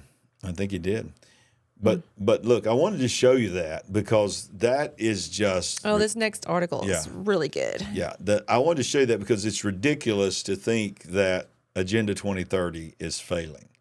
I want it to fail, but Agenda 2030 is on turbo speed, y'all. Yeah. I'm talking about you think 23 was something, you ain't seen nothing yet. And that's what this article details. I'm going to have to wham a lot of this. Globalists have another shock event planned in pursuit of what they're calling the 4Ds. This is very interesting. It is. This article. The 4Ds. Digitization, dehumanization, destruction, and depopulation. I wish I would have come up with that 4Ds. Yeah. I could have patented that or copyrighted or something because that's good. That's good because that's really what it is. Digitization, think about it. Everything we're talking about is programmable and digitization. Therefore brings dehumanization, brings destruction, and brings depopulation. So 2024 will make 2023 look like a walk in the park, but we can make it through the storm if we hold our humanity and faith in God. So let's just scroll down, and you stop me, Sandy, because I know you've read this article. The reason is simple. The billionaire globalist oligarchs desire to bring about a situation which involves... Let me pause. Okay. Ask you to pause for 1 second. This is the third time tonight we've seen the word oligarchs in different articles, which is curious to me. We've certainly heard the word oligarchs, but now we've seen it in 2 to 3 different articles tonight. Yeah, you're exactly right. I find that very interesting. It is very interesting. Okay, so they want to bring about a situation that involves the digitization of money and human beings. Don't forget, it's not just money. Yes. They want to digitize you. Remember what Yuval Noah Harari. Why do I always say that wrong? I don't know. Say it again. Yuval. So Noah's not first? Yuval. Noah Harari. Harari. The right-hand man. He's the one that said we can now hack human beings. He said that in like 2019. Yep.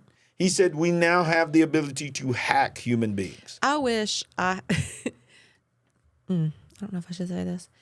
I wish that I had the understanding to present this to everyone, but there is literally a dollar sign on each and every one of our heads. Yes. It's like the straw man theory that when you are born, it's been calculated. There's a formula to provide a dollar amount for what each and every one of us are worth in our country. They've got this down to a science or a formula. Yeah. Oh, yeah, they do. They think they've got this whole thing planned out. They think they've got it on lock. And sadly, I think a lot of their plans will come to fruition. I think a lot of it will come to pass, but they don't have it perfected. No. They do not. And I'll tell you this, they will not win. That's right. And it's going to Ultimately, get they bad. will not win. It's going to get as bad as you can't even imagine how bad it's going to get. None of us can comprehend it. But I'm going to tell you this, we read the back of the book. Yes. We win. Yep. So digitization of money and human beings, dehumanization, humans being replaced by transhuman hybrids, destruction of all cultural norms, male, female genders, the ability to reproduce without technology, etc., and depopulation of those deemed to be, ding, ding, ding, useless eaters. These are the 4 Ds that the powerful operate under. And the article goes on to explain, there he is, Yuval Noah Harari, when he was speaking. Is this a video? I don't even know if I played it. I didn't watch can't this guarantee earlier. anything, so I don't know. Let's watch a little bit of it. Potentially, we are talking about the end of human history, not the annihilation of the human species, not the end of history, just the end of that part of history which was dominated by human beings, by human ideas. And we live cocooned inside a culture created by human beings. Everything we think, we feel, has been shaped by stories, by images, by poems, by tools that were created by human minds. Wow. Now, there is something that can create poems and images and tools He's talking about which AI. is not human. It's an alien intelligence, and it has remarkable abilities. It's very likely that in the next few years, it will basically eat up all of human culture, everything we've created for tens of thousands of years since the I mean, you need to be reminded of what he just said. This is the guy that has his finger on the pulse of Agenda 2030 like nobody. Right. And he says within the next few years, AI will actually eat up and consume everything that we consider to be normal. Everything. And he speaks with such authority and confidence. I mean, it's a foregone conclusion in his mind. What does this man know that Exactly. he is not saying? Right. He says a lot. What is he not saying? Stone finish Age, it will absorb it, digest it, and start spewing out a new culture coming from an alien intelligence. What would that do, not just to the world outside us, but to the world inside us, to our psychology, to our religions? Did you hear that? What will that do to us? Not just to the world outside of us, but the world inside of us, outside of us and inside of us. And he's moving in now. One of his favorite subjects is the elimination of God and a new God or a new religion. Is he talking about Well, the technology that they're trying to get inside of our bodies? Yes, because he wants that bad. He's made that very clear. He wants the ability to fully. In fact, he's the same guy that said, your free will is already gone. You just don't know it. We don't need Elon Musk Neuralink in your brain.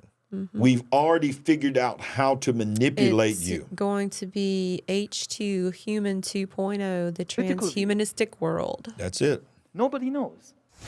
So even in the Soviet Union, it was technically impossible to follow everybody all the time. Yes. Now it is possible. You don't need Foregone KGB agents, conclusion. human agents, to follow people around. You have the digital agents. We carry them in our pockets.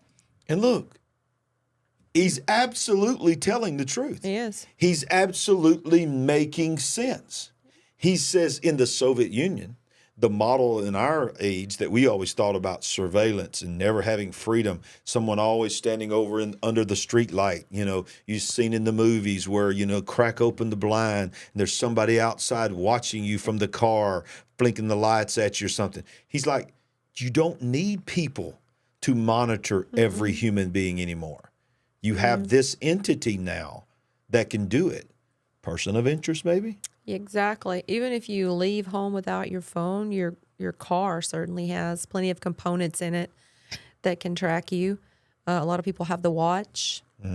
Yep. Multiple other things. Smartphones, the cameras, it's everywhere. Yeah. So you can technically follow everybody all the time. And you don't need human analysts to go over the data. This is where AI Having comes AI. in. Yeah, it's a So- terrifying prospect. So it's It really now is. possible to create total surveillance regimes that follow everybody all the time, that know much more about me than I know about myself.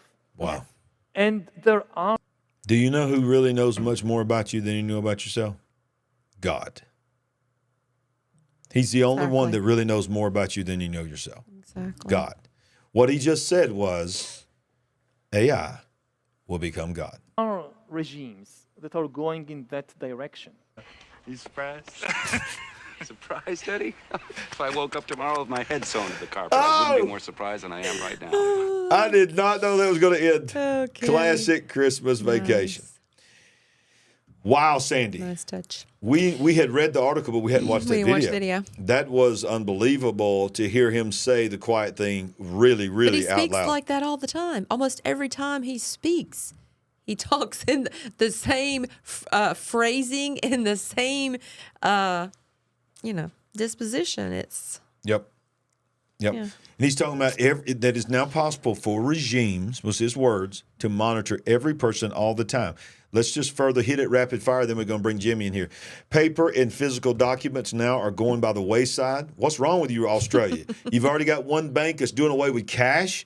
One bank in Australia this week said no more cash. You can't make cash deposits. You can't have cash in our bank. Everything's got to be digital.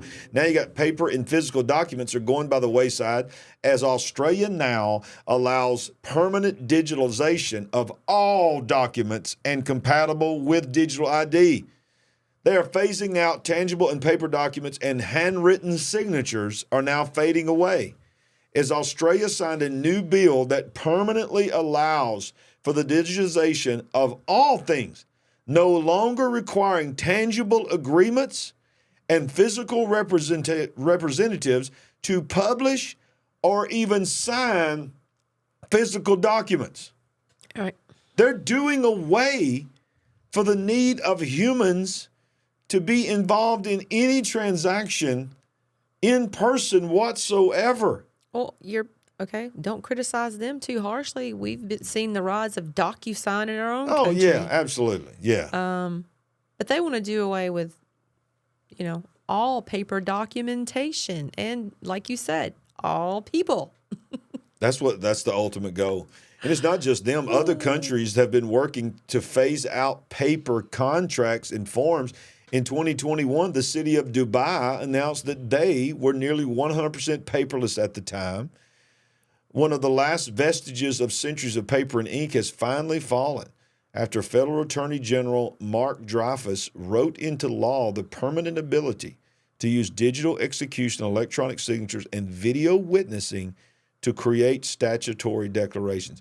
Here's what I want to say is, if you're required a witness to a signature, but you're going to use a video to be your witness, and then you factor in deep fake technology Deepfake, and that's AI. exactly what I was thinking. I mean, how do you know that's really a person witnessing this? Exactly. Unbelievable. Very good point. Well, I'm going to skip this article because I want to show you this one here, and then we're going to bring in Jimmy. But this one's sort of Jimmy-ish. Anyway, this is sort of, there's a little bit of Jimmy-ish in it. I just made a new word. I do that a lot. I need my own dictionary. It's still not as good as alpha and omegism. But you got to admit, that was pretty awesome. It was okay. I mean, my God operates in alpha and omegism. Hey, you got to admit, it was catchy. It was catchy. I liked it. It was good. Whole Foods, we've been talking about their crazy stores where you can pay with your palm now, which is basically the mark of the beast. The beta version, okay? It's the beta version of the mark of the beast. I'd love to go and just people watch. Yeah, kid. You know, just sit right there and just watch. So now their test market, of all places to test something for control, Washington, D.C., Whole Foods sparks a boycott calls over controversial chain. Now watch this.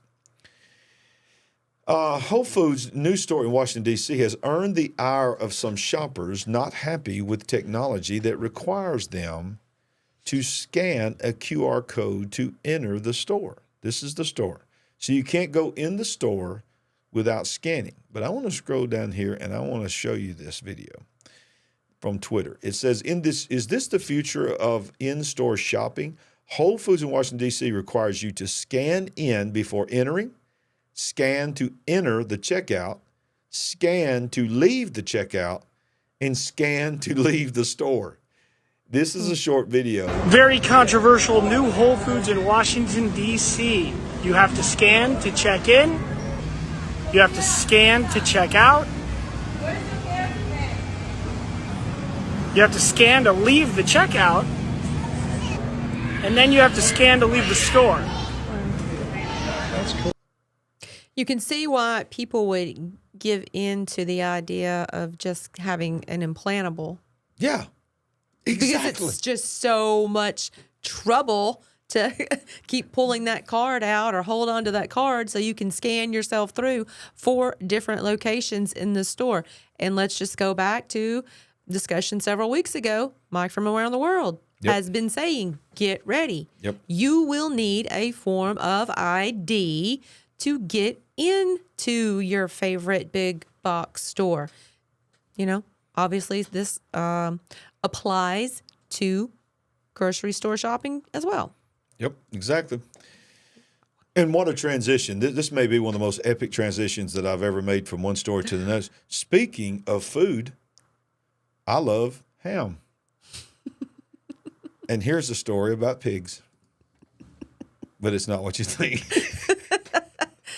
It's actually a pretty sick transition. First time human organ cells have been grown in an animal using pigs to grow kidney cells. This is the world we live in. This is Genesis chapter 6. This is us messing with DNA, trying to play God left and right. Scientists have now grown human muscle and blood vessel cells in pigs, but never organ tissue. Pigs have long been a possible incubators of human organs to use in transplants. Researchers there grew human kidney cells in pig embryos, the first time a human organ cell has been grown in another kind of animal. I can see this. There's no danger of this messing up down the road. I mean, I can see nothing bad coming of this. Scientists have grown human muscle and blood vessels before, and pigs have never organ tissue. Pigs' biology is similar enough to humans. Never knew that. I mean, I don't see the similarity there. But it says, before implanting the human cells in pigs' embryo kidneys, the researchers genetically altered the human stem cells to outcompete the pig cells so that the kidney tissue would establish itself and not be overwhelmed by the pig's biological systems. Like you said, no opportunity for anything to go wrong here. Nothing. No. Nothing. So look,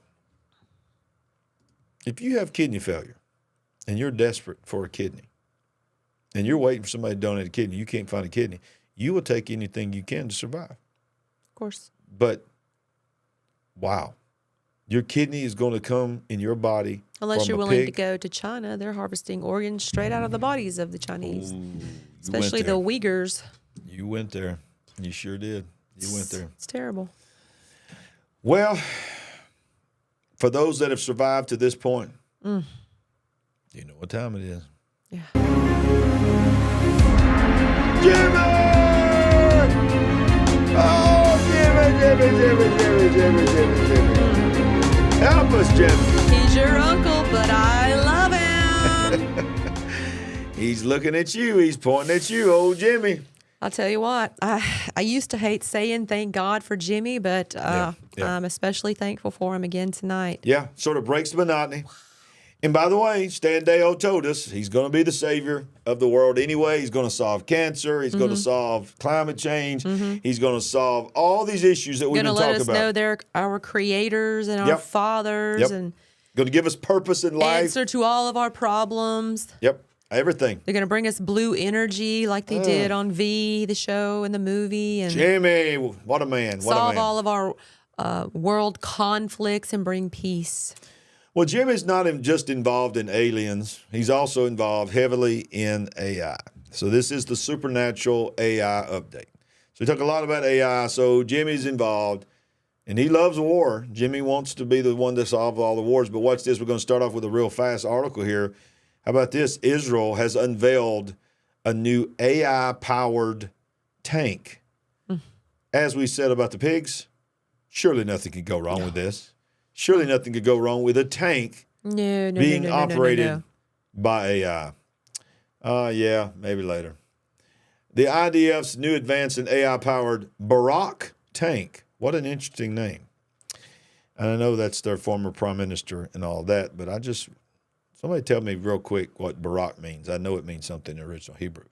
Is operational and being incorporated in the armed forces alongside the Battalion 52, the defense minister said. The new tank has been in development and production for more than 5 years. It was built in a joint endeavor by the Defense Ministry's Directorate of Defense Research and Development, IDF Ground Forces, the Armored Corps, and the 401st Brigade. With this new targeting ability, the tank is designed to monitor its surroundings and process and present the information to the soldiers in a simple and easy to use way. As part of this, the tank is programmed to zero in on a target enemy forces before they're able to even attack the tank. You know what it sounds to me like? What was that movie that Tom Cruise is in that we talk about all the time? Anticipating Crimes? What's it called? No, I won't say Total Recall, but I know it's not that. It's, No, that's no. Arnold Schwarzenegger. And his unit was called Pre-Crime, I think. But what was that called? They'll tell us. They'll tell us. You guys know what the name of that movie was? But this tank. It's not artificial intelligence. No. It's, No. They'll tell us. They'll tell us.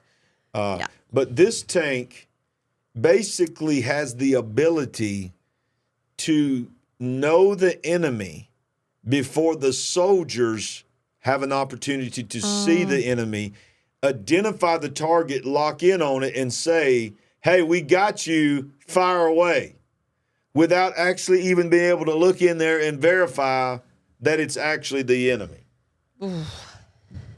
Nothing could go wrong here. Nothing could go wrong here. Yeah. So, but, one good thing, if something goes wrong, Minority Report. That's it. That's it. Thank you, Tina. Minority Report. So here's the thing. The good news is we still have the law.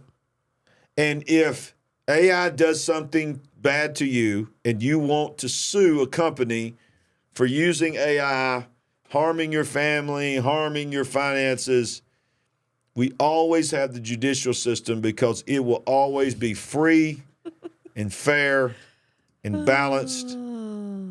But wait a minute. They're now using AI, a new algorithm being created to tell lawyers how judges are likely to rule.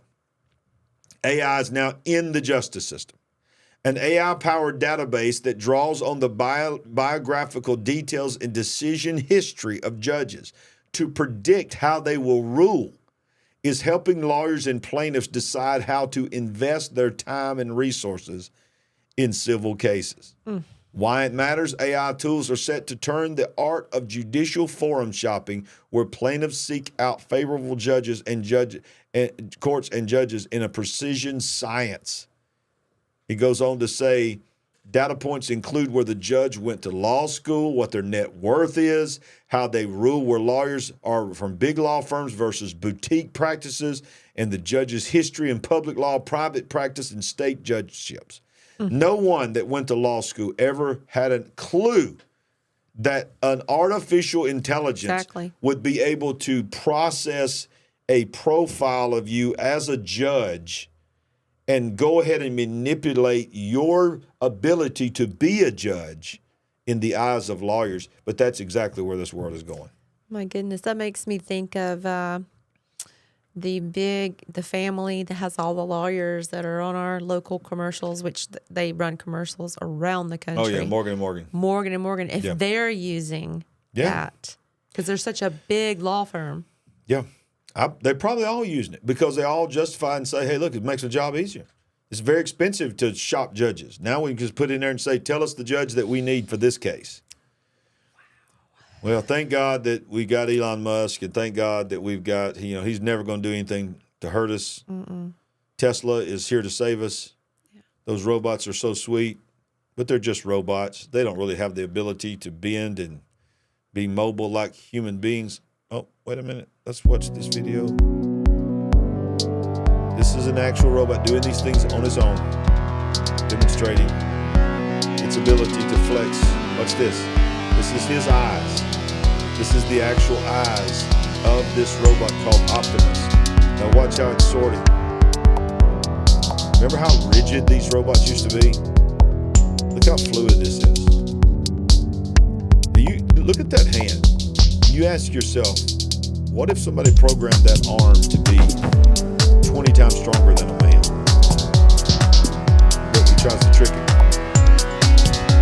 He tries to swap them up. He's identifying perfectly the colors. I want you to just watch this, because that's decision making. Now I want you to see the flexibility of these robots. This is the version. We always say this is the version they're showing us. What is the version they're not showing us? Exactly. Look at this. He's doing yoga. Look at this balance. What's this? Show off. You want to fight that? I don't even want to be in the same room with that. Yeah. You don't want to fight that. No. You don't want that turning on you. That's the world we're already living in. That's the Jimmy world that we're already living in. Well, we've got a couple more that you got to stay with us, because we're at the 2-hour moment already. But you got to stay for just 2 more articles that we want to show you. One is something from NASA. This is interesting. NASA's UFO boss, formerly Pentagon liaison Mark McInerney, is revealed as the new head of a new task force, Andy, after the space agency backtracked on its plans to keep its identity a secret. So what is this new task force? He's the inaugural boss. I want you to think about this. From NASA, who emphatically has had several press conferences just in the last 2 months saying 100% there are no life on other planets, and there are no such thing as aliens and all of this, and UFOs. There's no such thing as UFOs. But they have a newly created UFO research division and has named former meteorologist and liaison to the Pentagon, Mark McInerney, or however you say it. McInerney. McInerney, And thank you know, you. a lot of people refer to NASA as never a straight answer. And I think that's a very good... This is him. Okay. This is him. He's now in charge, Sandy, of investigating UFOs. Well, I know that it's, you're probably like me. You feel a whole lot better that he's on the case, right? Yeah. Oh, absolutely. Yeah. Because, I mean, how easy it is to investigate something that you've very clearly said does not exist. Without a doubt, emphatically does not exist. Well, look, because of time purposes, we do have to get to the zombies, because that's in the article here. This right here is crazy, y'all. Speaking of our government, the Pentagon actually has classified different types of zombies, but that's not the only strange contingency plan. Is that World War Z? That was World War Z, the movie, I think. Yeah. But it goes on. This is just an interesting article. You've heard of SETI, which is the company or whatever it is, the entity that's trying to communicate. Organization is trying to communicate. SETI has established a post-detection, alien detection task group, which are tasked with advising governments on how to deal with aliens. Their plan is, some of these are some of the ones that are stated in their plans, Any state or individual intercepting signals believed to be extraterrestrial must submit them to SETI. The signal origin must be kept secret to prevent others from attempting unilateral communication. Once confirmed, the United Nations and International Astronomical Union must be informed. No individual entity or state should submit attempt communication. They've got laid out. And look, They got this down. Look, they've got these are the three types of contacts: beneficial, neutral, and harmful. And what comes in those columns? The beneficial is they are just, we discuss science with them. We're just become immediate friends. The neutral says that they're uninterested in us and they consider us to be a mild nuisance. And then the harmful one, this is the one that kills me. They are selfish. Let me zoom in so y'all can see this a little better, I think. Because you got to see this, y'all. You got to see this part here. I want y'all to see this part. Really? It says, harmful category, selfish ETI, which is extraterrestrial interaction. They eat us. It's the first one. They eat us. They enslave us, and they attack us. This is actual from SETI, which is the organization that is, some of it's funded by our government. It is the entity, the organization that's communicating with outer space. And their first thing is, here's how we'll know that they're harmful to us. They eat us. Let's see. Is that Encounters of the... which kind is that? I don't know. Hey, here's your sign. They're not our friends because they're eating us. This is in their official documentation. If we ever make contact, and when we go to the United Nations, we're going to say, which column are they in? Well, they're eating us. The Twilight Zone was trying to tell you way back in, the 60s? To Serve Mankind was the name of that episode. Oh, God. To Serve Mankind. It was a cookbook. It was a cookbook. Yes, it was. Oh, God. Yeah, the last guy to get on the craft, I think he's screaming down, "No, it's a cookbook. They're here to eat us." Oh, God. We got to laugh to keep from crying. God. Please do not leave. We got one more story. Oh, there's more. One more story. But before we go there, we want to remind you, go to our website, scroll down at the bottom. You'll see our Greatness Movement store where you can get a copy of, get your own T-shirt, get your own hat, your own mug, which also some of those are tagged to this video. It's very easy to just get them right on the video. And they're so cool. They are cool. So many of you have got them. We've seen your pictures of them. Send us more pictures, by the way. We want to see pictures of you wearing your shirts, holding your mugs. Join our mailing list because this might end up being the only way we can communicate pretty soon. We're not trying to scare you. We're telling you this is really possible. Yes. That we may not make it here. And then we need partners. We need people that can support us every month, depending on what kind of platform we go to. Who knows what that might look like. It's going to take resources, and we appreciate. And that's also a way for you to just tell us that you value this, that there's value in what we bring to you, because we work hard on this. It takes a lot of time, and we're not crying about it. We're thankful that we have the opportunity to do it. But one-time monthly annual gift of any amount, you get a free copy of our book, I See Greatness in You, which is the story of our life. And if you've read the book, comment and let us know. Many of you have already sent so many kind comments. And if you have read the book, it's very, very important that you go to Amazon and review the book. Give us a 5-star review. Give us a written review. And my publisher told me the other day he loved many of your reviews where you're holding a picture of the book or showing a picture of the book. Those reviews are even more powerful and causes people to want to read the book. So go to Amazon, find the book, I See Greatness in You, search for my name, you'll see it. And if you buy it here, you buy it directly from Leadership Books, but we still need you to go to Amazon, give us a 5-star review, and we really would love. And by the way, we hadn't talked about this lately. We need to remind people that they can mail their gifts as well, and that is on the screen. I'm gonna leave that on the screen right here. We got one more news article we're going to show you, but Sandy, while we leave this up here, would you like to share your heart about how you feel about our partners and those that support us, what it means to us. We are so very appreciative. This helps us keep going. Obviously, we are almost about to complete the last of our 13 episodes of our television show. We Yes. thank you for making that a possibility. We would love to upgrade equipment and just keep coming back to be with you more and more. And you helped make that a possibility. And I'm going to be very transparent with you because we've always said that we're going to tell you everything that's going on. We're not going to hold anything back. You made it happen for us to do the 13 episodes and the production, but the money is not coming in the way it was the first time. So at this point, and things could change if all of a sudden somebody had their heart laid upon to change it. Right. But the timeline is running out for us to record 13 more shows, and we've said we were going to be very transparent with you. If the money's not there, we're not going to borrow money, and so at this point, and it will still be a blessing, but we're going to repeat the shows, which will still cost $1,000 a week, which would still be another $13,000 instead of the $23,000 which it would cost if we were producing new programs. So if you'd like to help us produce new programs, we need $23,000 every 3 months to do that.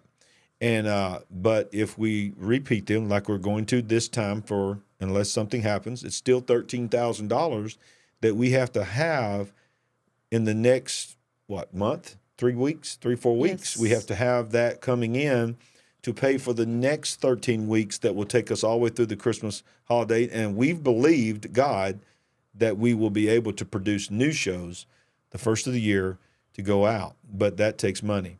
And if you'd like to partner with us, you can send a check, make it out to Larry Ragland Ministries, P.O. Box 9489, Birmingham, Alabama. Any amount is a blessing. Yes, it is. I'm telling you, we appreciate We everybody. very much appreciated. Yeah. So one more article, Sandy, and this is a doozy because I don't know how you feel about it. We've been hearing about this for years, but I've got an opinion on what I think is going on here. But the mysterious chupacabra is back. Now, a little bit of warning here. This is some graphic images here. If harm to animals upsets you, because that's what the chupacabra does. Now, I know we were talking about this years ago about the chupacabra. Is now suspected in a grisly mass decapitation of livestock. Farmers are reeling in distress as a series of gruesome decapitations and attacks on goats and sheep have been attributed to the legendary chupacabra, a vampire-like creature. Fearing for their livestock, farmers are pleading with authorities to investigate this slaughter. In a horrifying discovery, they found some of their animals missing heads, while others had deep bite marks on their necks, reminiscent of fangs. The unsettling incidents have occurred in, you can read them. Let's just say Tambola, Mexico. Tambola, Mexico, leaving locals in shock and concerned that the chupacabra, also known as the goat sucker, may be responsible for the recent attacks. Their worrying is now turning towards the possibility of human victims being next. Now, here's my opinion. You've heard of the chupacabra, Sandy. I know you have. Right. And I think most people have heard of the chupacabra. And, there's been drawings, there's been supposed sightings. But honestly, to me, this reminds me of what is happening at Skinwalker Ranch. That kind of stuff. Because when I watched the interview the owner of Skinwalker Ranch gave with Sean on his podcast, what's his last name? Sean Ryan. Sean Ryan's podcast. I did not watch that. It was, you saw me, I watched all of it. It took me like a week to watch it because I just would watch it in intervals. But I was captivated by it because he would talk about the things that would happen to the animals. Mm-hmm. It's very similar to this. And Did he talk about cattle mutilation as well? He did talk about cattle mutilation as well. And he would, very similar to this. Is this an operational ranch where they... Yeah, they have cattle. They have cattle there and all this operational ranch. But there's so many things that have gone on there. And if you've watched Skinwalker Ranch, and I've not really watched the show, I've just watched him talking about it. I mean, I am going to watch some of the episodes. It's a documentary about him and how they came in and filmed the show. And no, it's a series. It's like 4th or 5th season that just documents the things that happen there. All the time, the supernatural things that happen there. Of course, there's a whole nother show to talk about the alien side of it and all of this. But the natives there believe that these are demons, which is what I believe as well. And so, but they have this crazy desire to do things to animals. And some of the things that he describes there at Skinwalker Ranch is exactly like the chupacabra. So I believe these are just different versions of some kind of weird entity that is moving in and out of the spirit realm, the natural realm. You talking about going in between dimensions? Not saying it's aliens, but no, I'm just saying we believe, let's just make it very clear right now. Yeah. We believe the demonic realm is absolutely real. Yes. We believe that there are fallen angels and there are demons that have been masquerading as things for thousands of years. And they have tried to strike fear into people. And we believe that the demonic activity that is manifesting like this is on the rise because we need a savior. It's going to get so bad. We need something or someone to come in and save us from all of this. And that's where the demonic realm is then going to become the aliens. They're going to become the UFOs, and they're going to come in and save the day. But we already have a savior. Yes, we do. And he's the same sky that they're going to say the aliens are coming from. One day he's going to come, and he's going to be standing on that cloud, and he's going to bring his children home. Come on. And I know this is a news show, but let me just tell you something. You're going to hear on this show, every once in a while, you're going to hear on this show that the only thing that can give you peace for what is actually coming in this world is about to be so chaotic like you can't even imagine. When we go to war in 24, which many people are saying we're going to war, there's that thumbs up that I didn't mean to do, but it did it. That freaked me out the last time, but now I know. Now I know. All I got to do is this, and I get a thumbs up. All right? So there it is. Sometimes it's a little slow to respond. AI? What's wrong with you? AI? Maybe I need to change fingers. But there it is. Okay. So, but what we're trying to tell you is we do have the answer. Yes. We don't know what all these things are and how they're manifesting, but we do know what's causing it. And that's what the big picture is. That's why it's called the big picture. Because there is more going on in this world than what we are reading from news articles. There is a spirit realm that is real. Yep. And you need to know Jesus Christ. That's good. Amen. That was good. And by the way, this woman right here, she's on fire for Jesus. And she was praying for people like crazy Sunday. Yes. And if you are in driving distance of Birmingham, come be a part of our church. We would love for you to be a part of our church. Yes. Sandy, closing thoughts after 2 hours and 17 minutes. That was a lot. I hope that everyone stayed with us, but I can understand if some people had to drop out. Yep. Well, we're glad you're still here. We are. Everyone who's still here, we thank you. We love you. Are appreciative.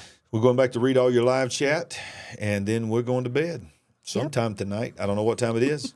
But wherever you're at around the world, we thank all those people that set their clocks to watch. Yep. And some of you are watching while we're talking about being tired. Some people are watching at 3 o'clock in the morning right now, 4 o'clock in the morning. It's truly amazing. It's incredible. All over the world. Yes. We love our Big Picture family. If you haven't smashed that like button, smash it, do. smash it, smash it, smash it. Did we talk about Elevate Conference yet? Elevate Conference, October 4th through 6th. Right here in Birmingham, Alabama. Go to solidrockchurch.com and you'll see the information there, solidrockchurch.com. Come and meet us. We would love to shake your hand, take a picture with you. We'd love for you to sign a just book. come and be a part of this wonderful conference. This great men of God coming to speak to us. Absolutely. It's a totally free conference. Yes. We'd love to see you. We love you. Have a great night. We ain't woke, but we are certainly awake. God bless. Good night.